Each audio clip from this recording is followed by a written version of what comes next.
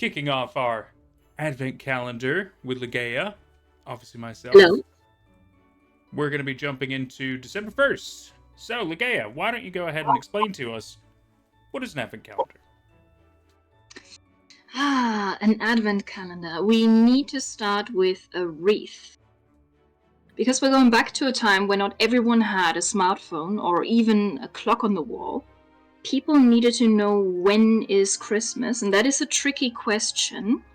So first of all, to determine from the 1st of December on when Christmas will happen, we have these wreaths. And the first one with the red candles is the more traditional one. I mean, there are modern versions now, and a very simple way to track the time was to light a candle every Sunday. You have 4 Sundays until Christmas, so it's 4 candles. And you add 1 candle each Sunday. So 1 candle has to burn 4 Sundays. One candle has to burn 4 Sundays for 4 weeks. Yes. Well, not for 4 weeks, but every Sunday. Right. Okay. It's one that just burns 1 Sunday. So, clever marketing strategists have developed 4 candles of different size. You simply start with the biggest one because it has to burn for 4 days. I see. And then that should catch up with the other one. Oh, wow. Yes. So that was a strategy to track time, but of course you know that children are not that patient. So this may be good for the adults to just say, oh, now it's only 2 weeks until Christmas.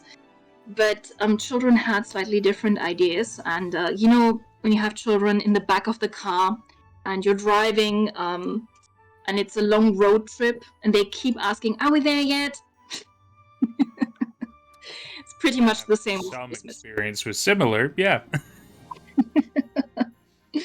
Yes, so the Christmas crowns or Christmas wreaths in this case, they were not accurate enough for the children. So parents started doing something that involved cookies at first. They baked 24 cookies, and those cookies were usually of the tougher kind because they left them hanging outside on these little twigs above the bed of the child. So every morning the child could eat 1 cookie, and when they were all eaten, it was Christmas. Huh. That is the actual origin of advent calendars, and they didn't even have numbers. A lot of people couldn't even count when this tradition began.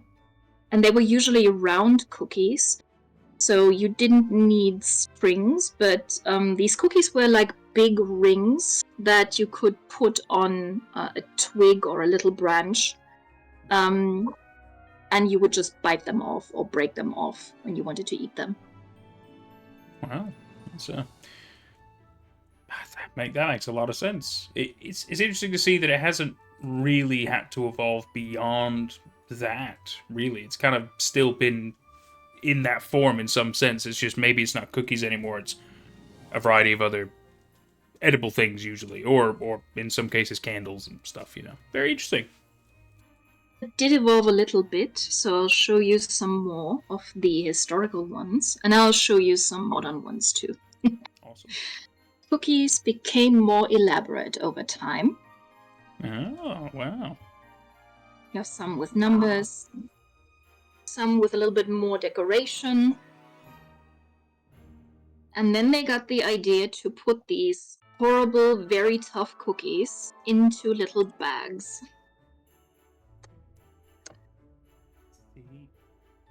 So that is the next step, to wrap them up in little bags. So they're not so tough because, number 24 was pretty tough.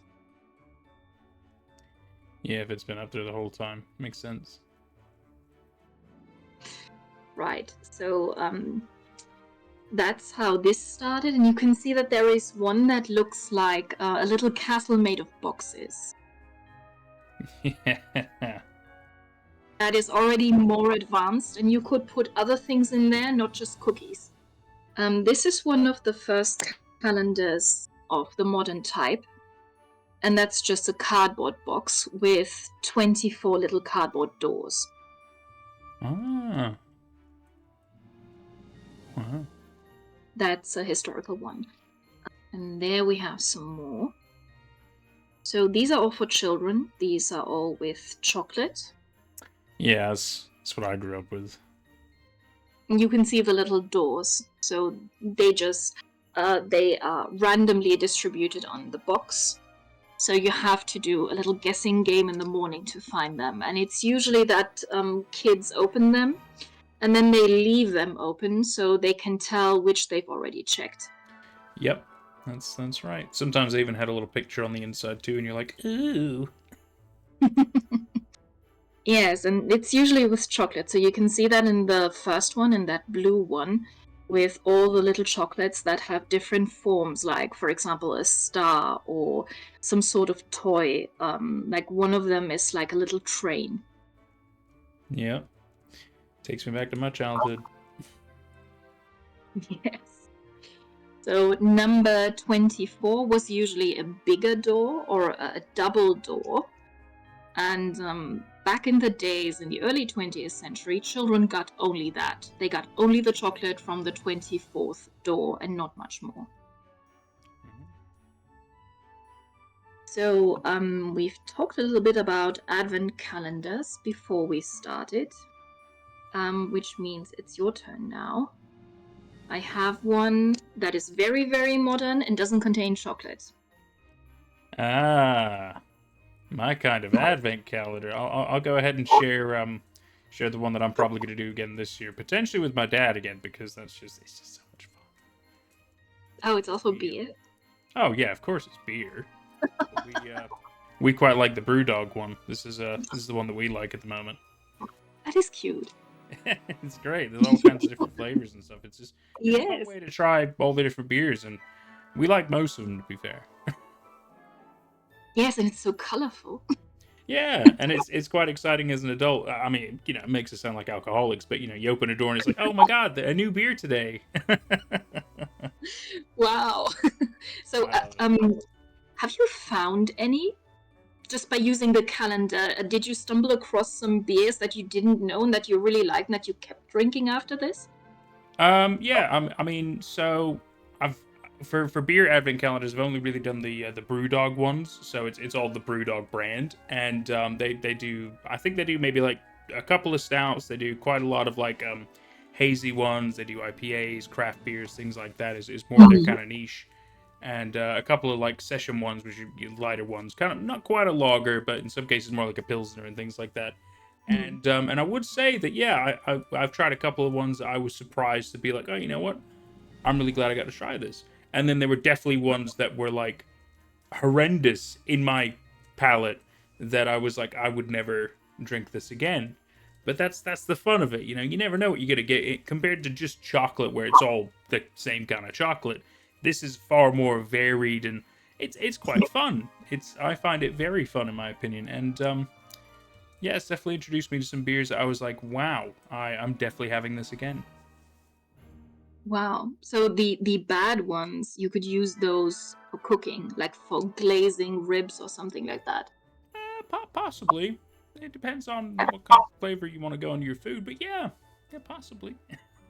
Yeah, that's what I do.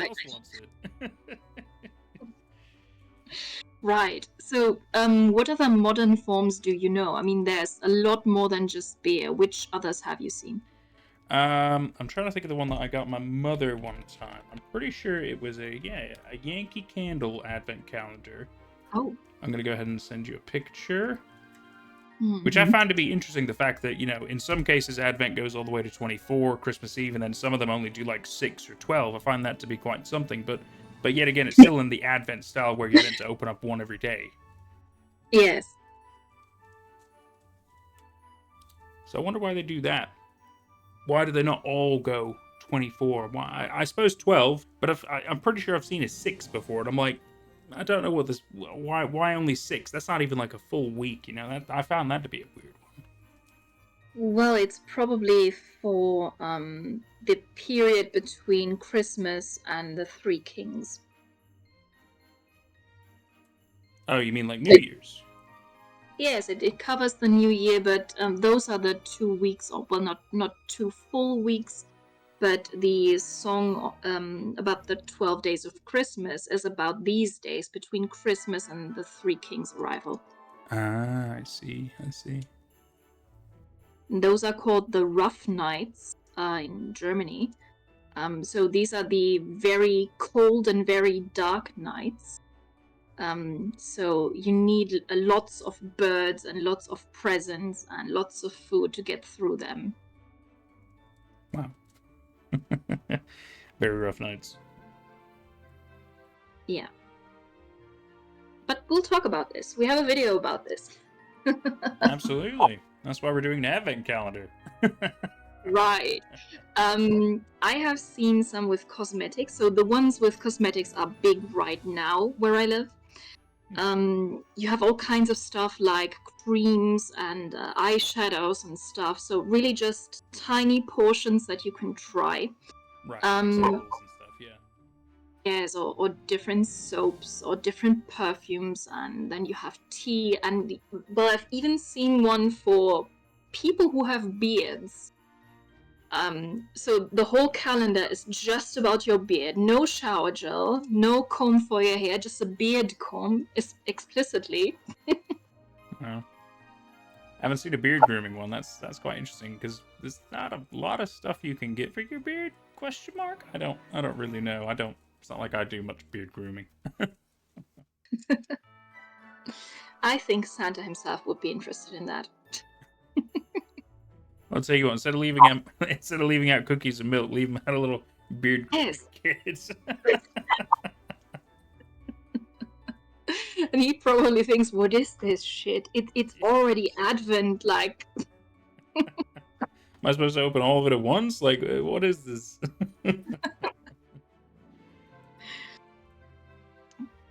Yes, and then of course you have some that contain gin, you have some that contain tea, so all sorts of little goods that you can try.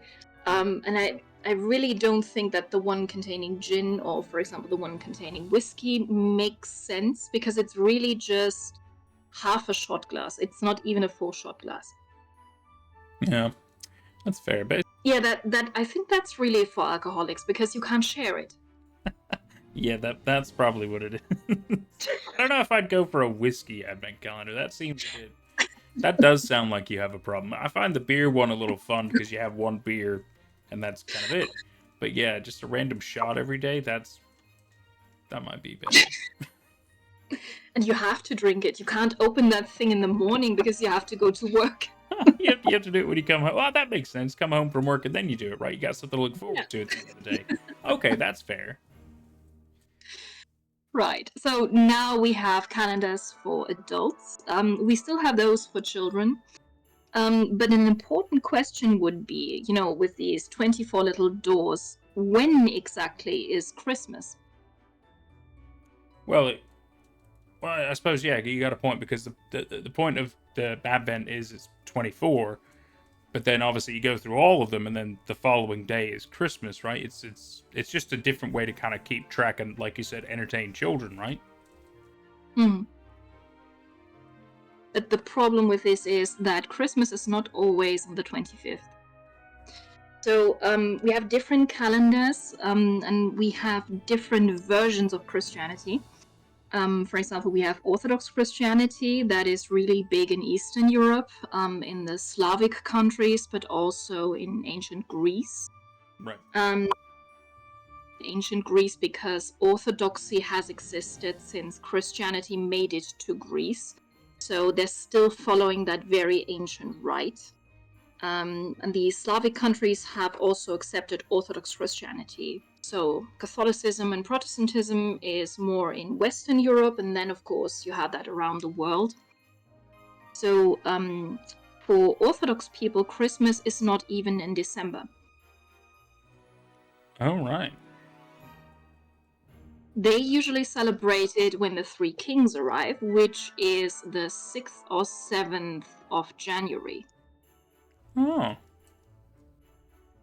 They can also have a slightly different calendar, so there is a holiday called Epiphany that can be the evening before the kings arrive.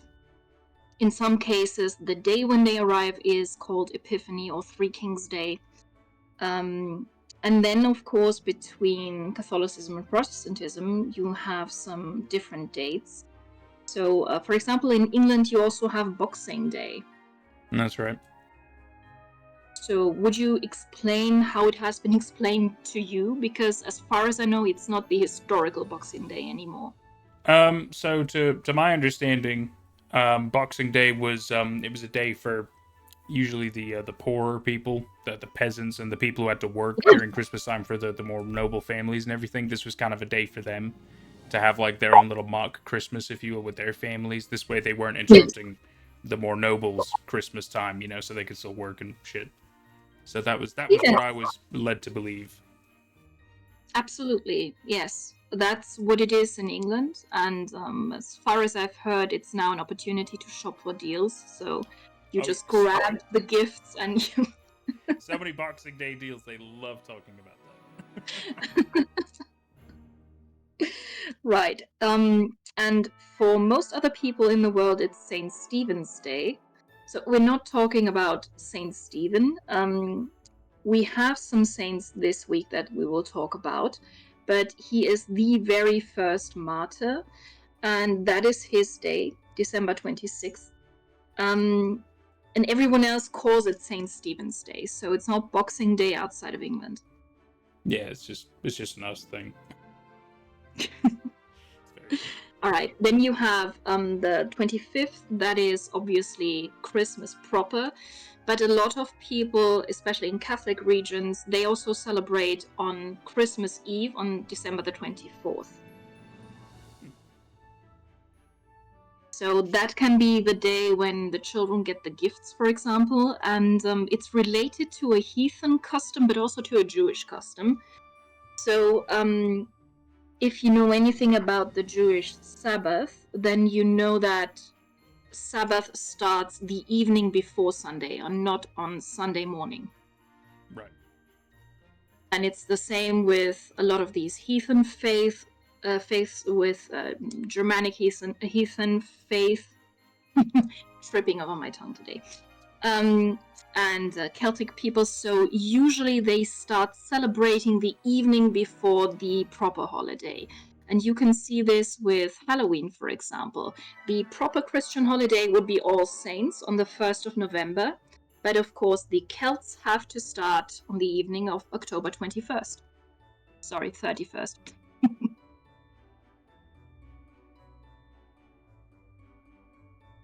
So this is just a celebration that relates to these heathen faiths, that you start celebrating the holiday the night before it starts. So we can't actually answer that properly. We can't say when Christmas is, because different denominations have different dates for this. And even within the same denomination, it can differ between Christmas Eve and Christmas Day. Fascinating. I think so too. And that's our little video on Advent calendars. How about that? Day one down, baby. Thank you so much to my YouTube members and Patreon members for all the love and support. It's thanks to people like you that we can keep growing.